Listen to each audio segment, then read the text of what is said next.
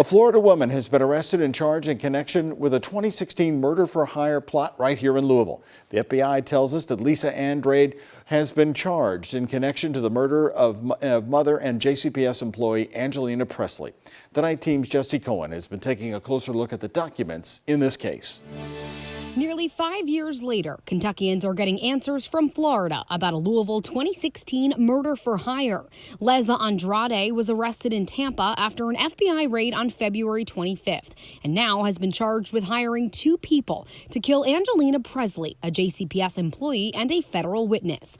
This was LMPD's response on the scene nearly 5 years ago. Right now, because we are so early in the investigation, it's difficult to determine a motive or what she may have been involved in or may not have been involved in. Pressley was murdered in front of her 8-year-old son outside of her Okolona apartment on Mother's Day. It saddens me that some child now is going to be motherless because somebody was upset about who knows what. Neighbors back then did not know why it happened. It had to be so insignificant, especially with it being Mother's Day. You know, how do you shoot somebody on Mother's Day? 3 years later, Bobby Lee Smith and Cynthia Allen were arrested and indicted in Presley's killing.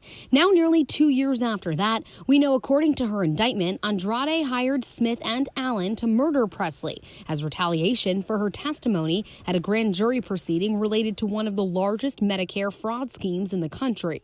2015 court documents say Allen had directed people participating in staged crashes to seek chiropractic treatment and pain meds from the places she worked. Those bills were then sent to car insurance companies, and Pressley was a witness in the federal proceeding. Even 5 years later, the details of this murder are still chilling to listen to. I will never forget this, no. I just happened to look down at her and see her laying there, and there's nothing you can do. It's a really hard feeling.